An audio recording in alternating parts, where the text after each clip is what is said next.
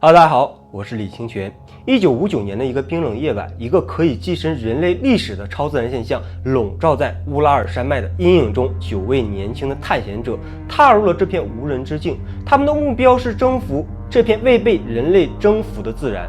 但他们未曾预料到，这将是他们最后的征程。这不仅仅是一个徒步旅行的悲剧，这是一场挑战人类理解极限的神秘事件。被猛烈的力量割裂的帐篷，天空中的不明现象，神秘的生物分散的遗体，高度相同的伤痕和一系列无法解释的证据，科学与超自然的界限在这里模糊了。在这片神秘的山脉中，只留下了不解的哀鸣。伊戈尔·迪亚特勒夫，乌拉尔理工学院的无线电工程学霸，对户外运动的热情简直到了疯狂的地步。在他短暂而精彩的登山生涯中，迪亚特勒夫不仅征服了苏联的众多高峰，还获得了国家2级的登山证书，并且对那无法触及的3级证书志在必得。为了这一荣耀，他做了详细的策划，去挑战纵贯苏联国境东西的一条山脉。这条山脉就是北乌拉尔山脉的奥托尔滕山。一次计划持续14天的徒步登山之旅。虽然乌拉尔山脉不像阿尔卑斯那样名声在外，也没有喜马拉雅那般险峻，但对苏联的登山爱好者来说，它依旧是一片圣地。奥托尔滕在当地土著曼西语中的意为不要去那里，但对即将迎来23岁生日的迪亚特勒夫来说，没有比这更好的生日礼物了，就是挑战未知，直面晋级。此次探险是由乌拉尔理工学院的登山协会组织，迪亚特勒夫领队，共9名成员参与，包括2名女性。这些队员都是经验丰富的登山爱好者，促使他们聚集在一起的唯一目标就是成为这个国家最高水准的登山家。为此，他们携带了充足的装备和摄影工具，却未曾预料到这将是他们最后的一次征程。1月25日，团队乘火车抵达伊夫杰利，紧接着前往登山的起点维加伊村。1月27日，他们开始了向奥托尔滕山的徒步行程。不久后，由于健康原因，团队里的尤里尤丁不得不中途退出，返回了伊夫杰利。在他离开之前，团队邂逅了来自北高加索的谢苗佐罗塔洛夫，他与登山队的年轻人一见如故，于是他们就决定一起前进。卡车带登山队员们合影留念，照片中他们意气风发，全然不知道即将面临的厄运。出发前，迪亚特勒夫和登山学会约定，他们完成任务后会从维加伊发送电报通知平安。最初预计2月12日前，他们将完成此次攀登。当队友尤丁因伤退出，迪亚特勒夫同样承诺给他发送信息。他还希望如果一切顺利，可能会探索新的登山路线。这些充满乐观的预计让所有人都低估了此次旅途的凶险。然而，到了2月12日，尤丁并未收到任何电报。但他并未过度担忧，因为他认为可能是队伍顺利完成了任务。直到2月16日，当队伍依然杳无音讯时，家属和学校开始感到不安，迫切联系了尤丁。焦虑和不安的情绪开始蔓延。2月20日，由登山协会发起的救援队正式出动。第二天，当地专业的搜救队与警方加入搜救，搜救人员迅速增至2000人，甚至动用了直升机和无人侦察机。2月26日，在奥托尔滕山顶南侧5公里的霍拉特夏弗尔山，海拔1097米，发现了队伍的帐篷。帐篷上破了一个大洞，里面的装备散落一地，但惊人的是，帐篷内空无一人。事发当地的霍拉特夏弗尔山，当地土语中的意思是死亡之山。值得注意的是，发现的帐篷破洞是从内部切开的，外面则是一连串的奇异脚印。这脚印什么呢？有的穿鞋，有的仅穿袜子，甚至有赤脚的痕迹。在严寒的雪地上，这种行为无疑是自寻死路。这些脚印延伸500米后被雪覆盖，消失无踪。搜救队伍追踪这些脚印至山的另一片森林，启动了地毯式搜索。帐篷上的积雪并未完全覆盖，暴露的时候事发的紧迫。搜救队对登山留下的这些痕迹做出了初步的判断。第一点，脚印指向森林而非下山，这通常是对抗雪崩的策略。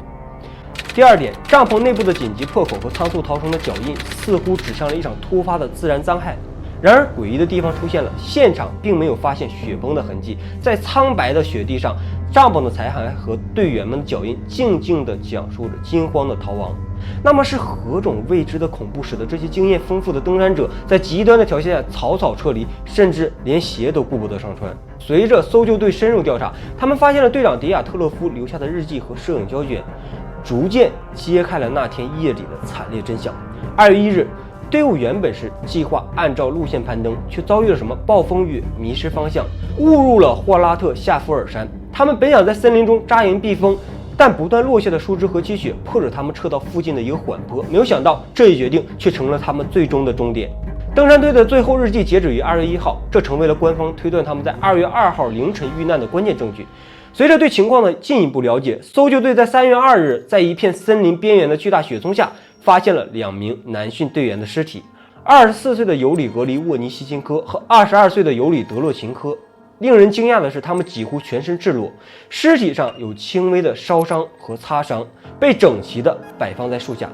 那么现场的篝火残留和树上的断枝显示，他们曾试图攀爬树木，可能是为了寻找帐篷的方向。这棵雪松也许是这起神秘事件唯一的目击者。这场搜索揭示了更多的细节。从3月3日到5日，搜救队在雪松与营地间的路线陆续找到了队长23岁的迪亚特勒夫、22岁的女性队员科尔莫戈勒娃与23岁的斯洛伯丁的尸体。他们距离雪松的距离分别是300米、630米与480米。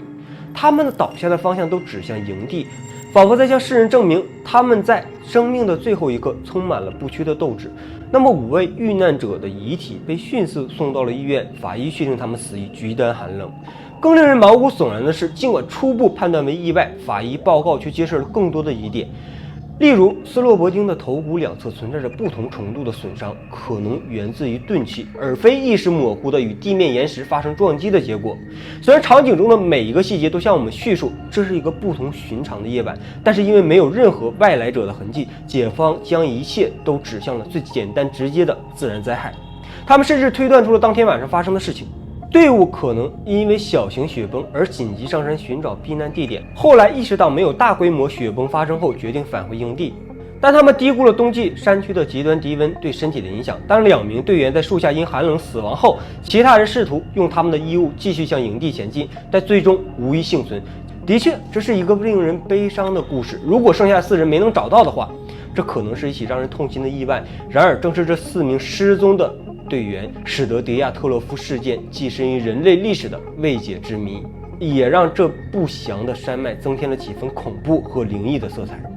随着初步5位遇难者的尸检完成，搜救工作进入了暂停阶段，计划在天气转暖后继续。人们的关注从事故原因转向对这些年轻人的哀悼。对于那些尚未找到遗体的家属来说，他们已经不再抱有太多希望，只盼望能尽快找到亲人，使其得以安息。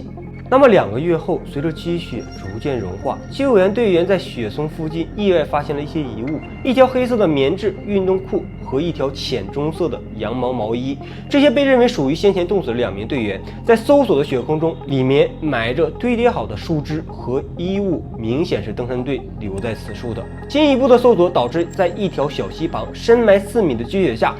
发现了最后4名遇难者的尸体。这4名遇难者分别是21岁的女性运动员朵比尼娜、25岁的克列瓦托夫、24岁的契波布里纽里以及临时加入的38岁的佐罗塔洛夫。他们的尸体并未表现出明显外伤，推测死因与前5人相似。从雪坑的位置可推测他们曾试图朝山下逃生。在这个雪坑中，他们短暂休整后继续下山，不幸在一条小溪旁的山沟中坠落或冻死。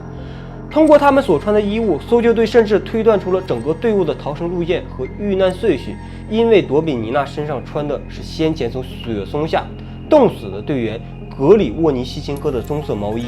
似乎可以说明团队是在2人被冻死之后才分成了2路。那么一路呢试图返回营地，另一路呢尝试下山寻求救援。然而2队人马都未能抵御严寒。在深入调查这4具神秘的遗体后，我们的故事变得更加的诡异和令人毛骨悚然。之前的所有解释被推翻，与之前的5位遇难者不同，这4人的情况格外的离奇。第一点，他们并非冻死，而死于致命伤害。第二点，朵比尼娜和佐罗塔洛夫的肋骨全部折断，并且断骨插入了心脏和肺部，伤势堪比80公里时速的车祸。第三，契波布里纽里的头骨被完全粉碎。第4点，克列瓦托夫的脖子直接断裂。第5点，更令人不寒而栗的是，朵米尼娜的眼眶和鼻梁的软组织消失，连上唇和舌头也不翼而飞。佐罗塔洛夫也失去了2个眼球，这些部分至今仍未找到。第6点，棕色毛衣和裤子上的大量放射性残留物，令人不得不猜想他们是否遇到了不明飞行物。这些惊悚的伤痕引起了警方的高度重视，警方检查了遗体和衣物，并未发现任何动物攻击的痕迹。那考虑到曼西族人保留从猎物尸体上割取特定部位的古老习俗，警方一度怀疑他们的参与，但调查确认他们与此事无关。1959年5月28日，法医团队对朵比尼娜和佐罗塔洛夫的尸体进行了深入分析，揭露了一些令人震惊的发现。他们的伤害模式异常相似，极具戏剧性。这种伤害，特别是肋骨的对称折断和心脏及胸腔的出血，显示他们在生前遭受了巨大的力量，情况与受到爆炸冲击波的情况非常类似。调查人说到，仿佛在描述上战场上的惨剧。这种由冲击波引发的伤害通常不会损害柔韧的肌肉组织，但却能轻易地粉碎坚硬的骨骼。而随着登山队携带的相机被发现，那么这件事情的神秘与恐怖又达到了一个新的高度。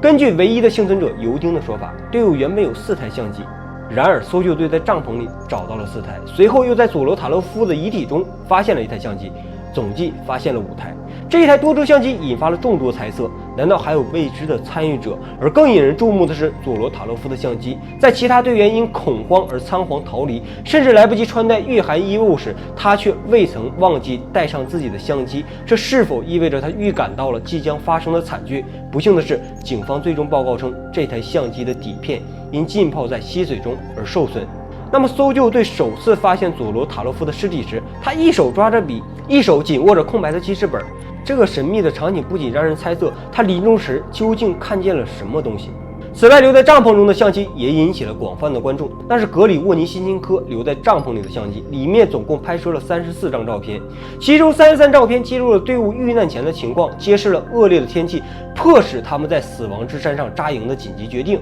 那么更引起人兴趣的编号是第34的神秘照片，这张照片在多个场合引发了广泛的讨论。这张照片是格里沃尼希金科相机中最后一张照片，实际并未成像。有人猜测这可能是 UFO， 有人认为这是神秘武器，甚至有人认为它是外星人的脸。这张照片成了超自然力量的证据。遗憾的是，这张照片是调查队在实验室随手拍摄的。由于50年代的相机与今天的相机不同，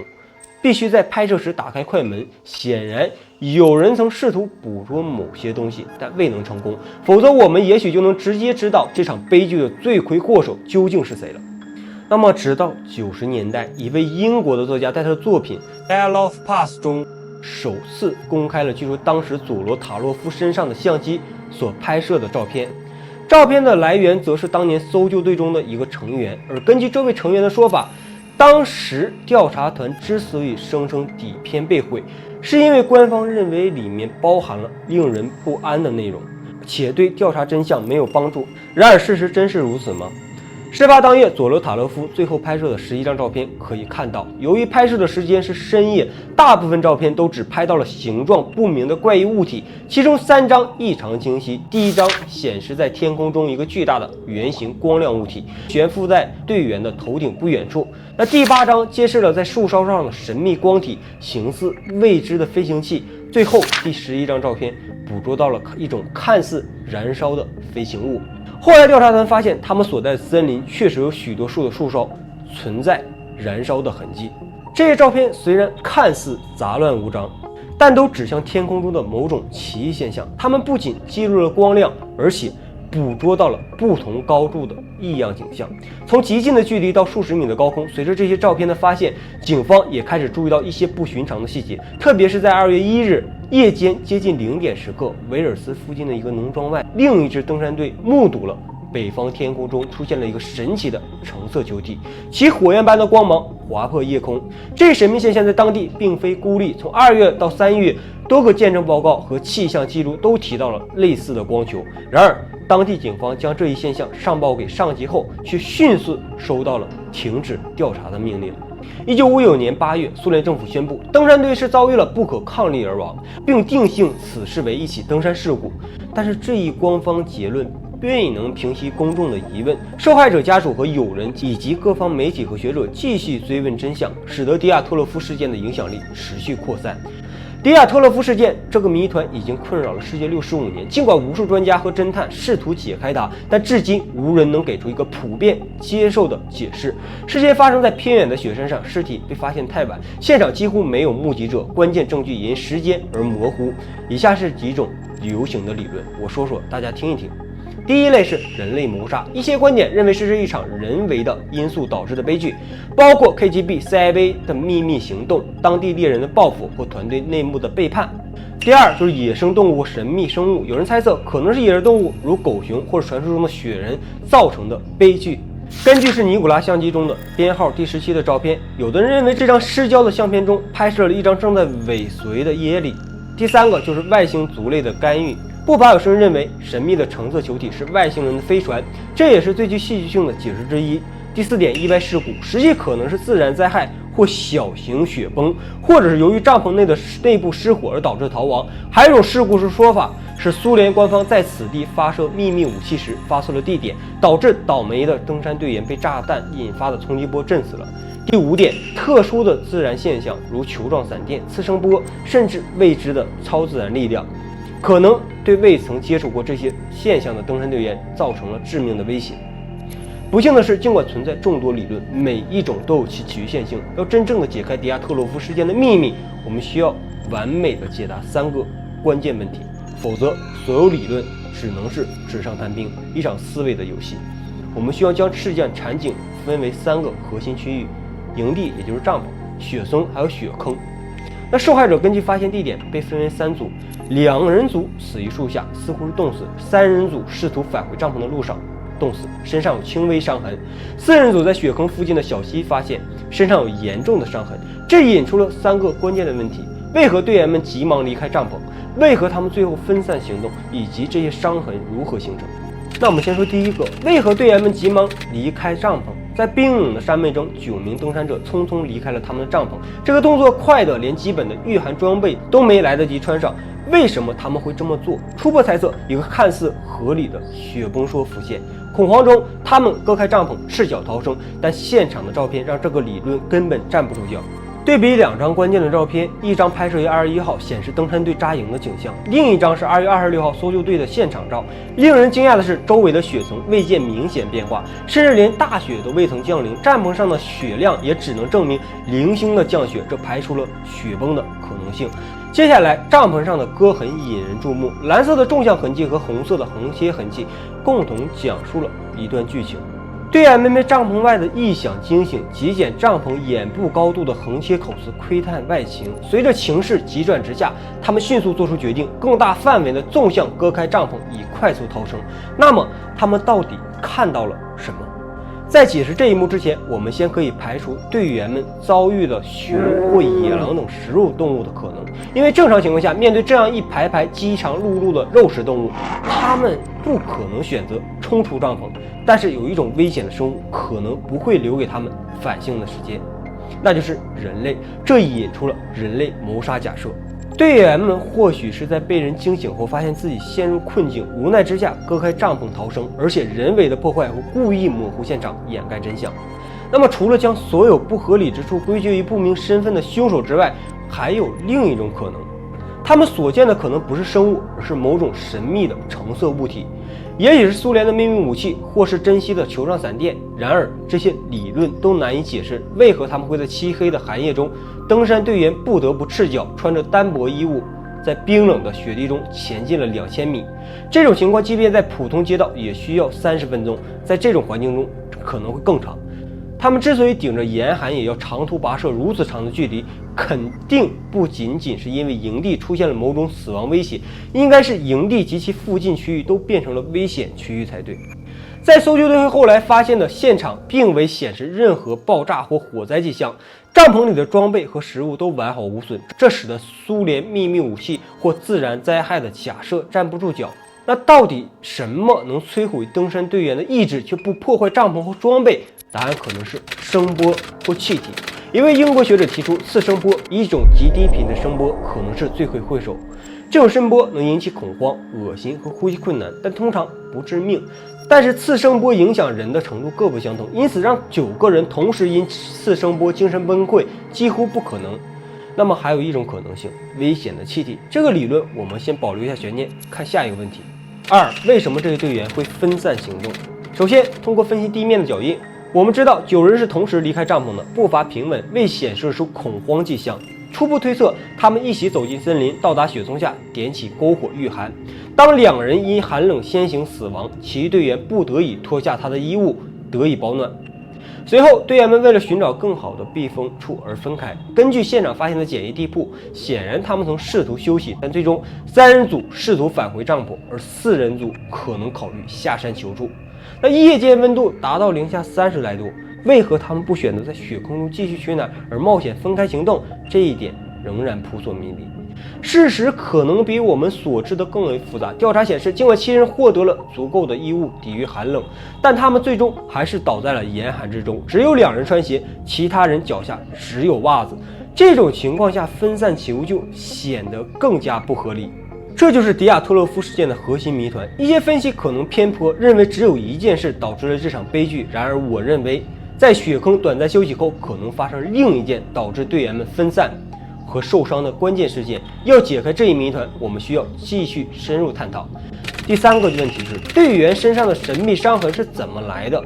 除了最先痛死的2人外，其他7人都有不同程度的创伤。这种伤势差异几乎排除了外部攻击的可能，因为若真有外来者，他们无理由放走脚不沾鞋的3人组。当然，可能是内斗，3人组似乎打赢了，受伤较轻，但在队伍间未见明显矛盾的情况下，这种假设未免太过于牵强。尽管苏联官方报告暗示强大的不可抗力，意味着他们是受到巨大的冲击而死，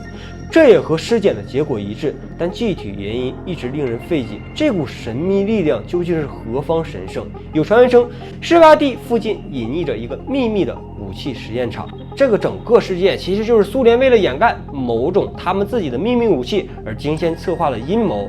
但是在1991年苏联解体后，那西方记者终于有机会采访当年调查的负责人伊万诺夫。在对英国记者讲述案件中，他反复提到了 firearms， 并提到了 direct hit race。这些描述暗示着背后可能存在某种强大而神秘的力量。因为如果只是秘密武器，他就没有必要这么含糊其辞，仿佛是有意留下更多谜团。那这种行为呢，只能有2种解释：要么这玩意儿的秘密足以震撼世界，让人心生不安，全世界人都会焦虑；要么连讲述者自己也茫然中不知其究竟。那么好，我们回到刚刚留下的悬念，继续沿着问题1的思路，我们还是从那个橙色的球体说起。毕竟这正是本次事件的关键证据。证据不只来自附近居民和其他登山者的证词，还有佐罗塔洛夫的照片，都揭示了这个神秘球体的存在。那据目击者描述，这种球形闪电呈橙色，直径巨大，仿佛古籍中描述了天灾。回溯到1810年，印度沙哈巴德一场球形的闪电灾难毁灭了5个村庄，夺走无数生命。有说法认为，这种球形闪电可能是遥远星系文明的产物。闪电中隐藏着高度先进的观察和控制技术，用以研究和监视人类的行为，特别是在极端环境下的生理和心理反应。那球形闪电的行为出奇制胜，时而静止，时而迅速，其不可预测性远超传统闪电，其轨迹和行为仿佛有意为之，不像是自然界的随机产物。它接触到任何物体时都能引发高温爆炸和冲击波，这与迪亚特洛夫团队上的伤痕不谋而合。但与传统闪电不同的是，球形闪电不仅出现在高空，它有的时候也在地面上活动，能对接近者留下烧伤痕迹，这与尸检报告中的灼伤相吻合。更重要的来了，球形闪电释放的二氧化氮可能解释了尸体皮肤的不自然橙黄色，这种红棕色的刺激性气味易溶于水生成硝酸，人直接吸入会导致肺水肿。这种闪电的风暴与空气中的氮气成分反应，生成大量的二氧化氮。那么当帐篷里的队员听到闪电声或者嗅到异味时，